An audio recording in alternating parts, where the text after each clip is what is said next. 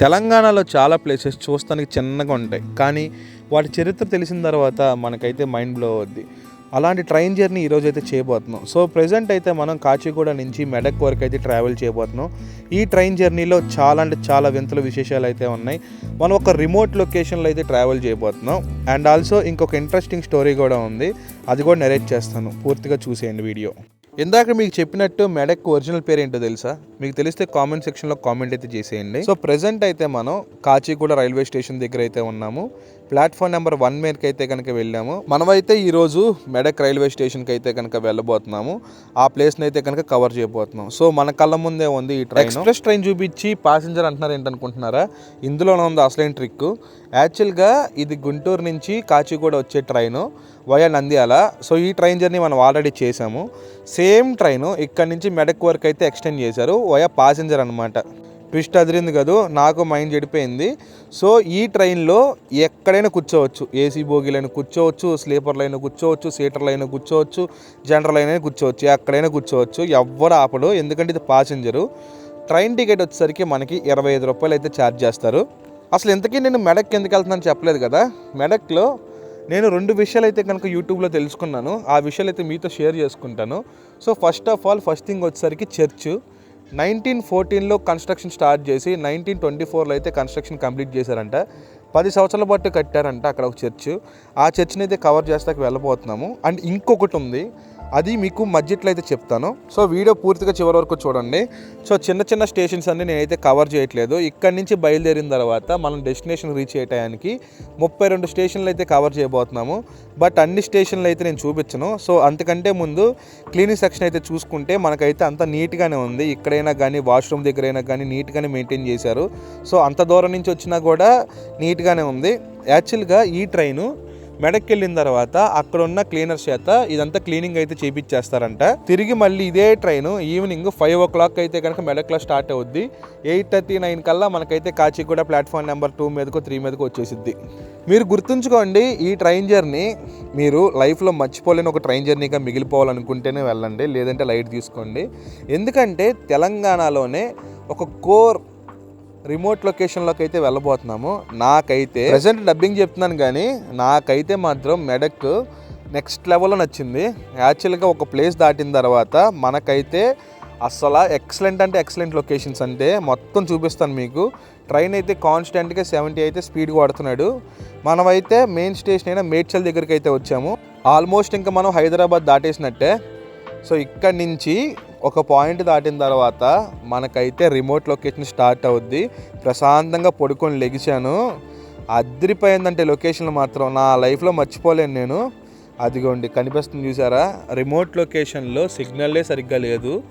Excellent అంటే excellent అంతే. నాకైతే పిచ్చిగా నచ్చేసింది ఈ ట్రైన్ జర్నీ మాత్రం. నేనైతే కనుక మీకైతే మస్ట్ రికమెండ్ చేస్తున్నాను. మీరైతే సరదాగా ఏం చేయొద్దు, సరదాగా ట్రావెల్ చేయండి. యాక్చువల్గా వేసవి కాలం కాబట్టి కొంచెం ఆలోచిస్తున్నాను మిమ్మల్ని ట్రావెల్ చేయాలా వద్దా అని. ఒకవేళ ఇదే వింటర్ రైనీ సీజన్ అయితే నేనైతే కన్ఫామ్గా మిమ్మల్ని అయితే కనుక రికమెండ్ చేస్తాను. Must visit. ఎందుకంటే మనం ఒక తెలంగాణ కోర్ విలేజ్ సెక్షన్లోకి అయితే కనుక ఎంటర్ అయిపోతున్నాము. నాకైతే పిచ్చిగా నచ్చేసింది. అసలు ఆ నేచర్ ఏంటండి బాబు, ఇంత యాసకాలంలో అసలు ఈ నేచర్ నేనైతే ఎక్స్పెక్ట్ చేయలేదు. గ్రీనరీ మాత్రం నెక్స్ట్ లెవెల్. దానికి తోడు ఈ రైల్వే స్టేషన్. యాక్చువల్గా నాకు ఈ ప్లేసెస్ చూస్తుంటే నాకు ఒక చిన్న ఆలోచన లాంటిది వస్తుంది. అది కరెక్టా కాదా గైడ్ చేయండి నన్ను. సో యాక్చువల్గా ఇవన్నీ ఒకప్పుడు కన్స్ట్రక్షన్లో ఉండి ఇక్కడ ఇంతకుముందు రైలు తిరిగేవి, తర్వాత కొంతకాలం ఆపేశారు. మళ్ళీ ఇప్పుడు మేడ్చల్ వరకు మెదక్ వరకు ట్రైన్ సెక్షన్ చేసి ఇప్పుడు తిప్పుతున్నారు అనిపిస్తుంది నాకు. అది కరెక్టా కాదు ఒకసారి కామెంట్ సెక్షన్లో కామెంట్ అయితే చేసేయండి. అసలు లొకేషన్లో మాత్రం నెక్స్ట్ లెవెల్ అండి. నా లైఫ్లో ఇలాంటి ల్యాండ్స్కేప్స్ అయితే ఎక్కడా చూడలేదు. అంటే అరకులో చూసాము, నంద్యాల దగ్గర చూసాము, తర్వాత ఒక కోర్ విలేజ్ సెక్షన్లో ఇలాంటి ఎప్పుడు చూడలేదు. అసలు ఆ చెట్లకి పూలు పెట్టున్నాయి చూసారా, నెక్స్ట్ లెవెల్ అది. అసలు ట్రైన్లో పడుకుని సరదాగా వీడియో తీస్తుంటేనే నాకు నెక్స్ట్ లెవెల్లో నచ్చింది. చాలా అంటే చాలా అందంగా ఉంది, చాలా అంటే చాలా అద్భుతంగా ఉంది. సో మీరు కూడా ఇది మిస్ అవ్వకూడదంటే కాచిగూడలో మార్నింగ్ 8 o'clock అయితే ఈ ట్రైన్ స్టార్ట్ అవుద్ది. 11:30కి అయితే మనల్ని అక్కడ దింపేసిద్ది. యాక్చువల్గా 11కి అంటారు కానీ 11:30 అయితే అవుద్ది ఈజీగా. సో అక్కడ కూడా మనకి ఒక చర్చ్ అయితే ఉంది, ఆ చర్చ్ని కూడా కవర్ చేసుకోండి. యాక్చువల్గా మెడక్కి ఇంకో పేరు అయితే ఉంది, ఆ పేరేంటి తెలిస్తే కనుక మీరు కామెంట్ సెక్షన్లో కామెంట్ అయితే చేసేయండి. ప్రెసెంట్ అయితే జనాలు చాలా తక్కువ మంది ఉన్నారు. మా కంపార్ట్మెంట్లో అయితే ఒక 2, 3, 4 మెంబర్స్ వరకు అయితే ఉండొచ్చు, అంతకంటే జనాలు అయితే ఎవ్వరు లేరు. నాకు ఇక్కడ నచ్చిన ఇంకో థింగ్ ఏంటంటే అసలు ఇక్కడ ఈ రిమోట్ లొకేషన్లు అండి, అసలు అడవుల్లో కట్టినట్టు ఉందండి. మీరు ఇప్పుడు చూస్తున్నారు కదా ఈ రైల్వే స్టేషను షామ్నాపూర్ అంట. సో అసలు యాక్చువల్గా ఇవి ఎక్కడ కట్టారు, అసలు ఎప్పుడు కట్టారు, ఏ జమానాలో కట్టారో తెలియదు. నాకైతే బాగా నచ్చింది. యాక్చువల్లీ ఇలాంటి రిమోట్ లొకేషన్లు అంటే నాకు చాలా ఇష్టం.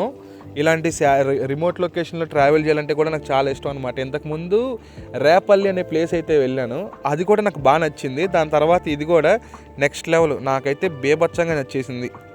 అవును, ఇప్పుడు నా వీడియో చూస్తున్న వాళ్ళు ఎవరైనా కానీ ఇంతకుముందు ఎప్పుడన్నా ఈ ప్లేస్కి వెళ్ళి ఉంటే కనుక కామెంట్ సెక్షన్లో కామెంట్ అయితే చేసేయండి. ఎవరైనా మెడక్కి వెళ్ళి ఉంటే కనుక కామెంట్ సెక్షన్లో కామెంట్ చేసేయండి, నేను చూసి తెలుసుకుంటాను. ఒకవేళ మెడక్ నుంచి చూస్తే కనుక ఇంకా హ్యాపీ, కామెంట్లో పెట్టేయండి. అసలు అది చూడండి, ఒక విలేజ్లోకి ఒక బస్సులో ఎక్కిన ఫీలింగ్ అయితే వస్తుంది. యాక్చువల్గా ఇక్కడితో మెడక్ జర్నీ కంప్లీట్ అయిపోయినట్టే. సో ఇక్కడి నుంచి ఏం చేయాలో చెప్తాను, క్లారిటీగా వినండి. సో మెడక్ రైల్వే స్టేషన్ దిగిన తర్వాత బయట మనకి ఆటోలు అయితే ఉంటాయి. డైరెక్ట్గా మనకి సిటీలో ఆగదు, ఇది సిటీలో లేదు. ఈ మెడక్ రైల్వే స్టేషన్ నుంచి మెడక్ విలేజ్ అంటే బస్ స్టాండ్ దగ్గరికి వెళ్తానికి మనకి 20 రూపీస్ ఛార్జ్ చేస్తారు ఆటో వాళ్ళు. చక్కగా ఎక్కేసేయండి బయటకు వచ్చి. నేను సపరేట్గా ఎక్కుతున్న ర్యాపిడో బుక్ చేసుకుంటానంటే కుదరదు, ఇక్కడ ర్యాపిడోలు పని చేయవు. సో ప్రశాంతంగా ఆటో ఎక్కి సైలెంట్గా బస్ స్టాండ్ దగ్గర అయితే దిగేయండి. దిగిన తర్వాత బస్ స్టాండ్కి ఆపోజిట్లోనే ఒక చర్చ్ ఉంటుంది, అదో మళ్ళీ కిలోమీటర్ లోపలికి వెళ్ళాలి నడుచుకుంటా. కొంచెం వాటర్ గీటర్ దగ్గర పెట్టుకోండి, లోపలికి అయితే వెళ్ళండి. అది ప్రజెంట్ 5,000 మంది కూర్చుంటే సరిపోయేలాగా ఇండియాలోనే సెకండ్ లార్జెస్ట్ చర్చ్ అంట. ఆ చర్చ్ చూసుకోండి. ఆ చర్చ్ చూసుకున్న తర్వాత 2 ఆప్షన్లు అయితే ఉన్నాయి. ఈవినింగ్ దాకా ఉంటే ఇదే ట్రైన్ 5ంటికి బయలుదేరుద్ది, ఎక్కేసి వెళ్ళిపోవచ్చు. లేదు అంటే కనుక చర్చికి ఆపోజిట్లో బస్ స్టాండ్ ఉంటుంది. సో ఆ బస్ స్టాండ్ దగ్గర చక్కగా బస్ ఎక్కితే జేబీఎస్ హైదరాబాద్కి మనకు కరెక్ట్గా 160 రూపాయలు ఛార్జ్ చేస్తారు ఎక్స్ప్రెస్. మనకి ఆల్మోస్ట్ వచ్చేసరికి ఒక 200 కిలోమీటర్లు ఎంత పడుతుంది, 150, 160 కిలోమీటర్లు ఎంత పడుద్ది.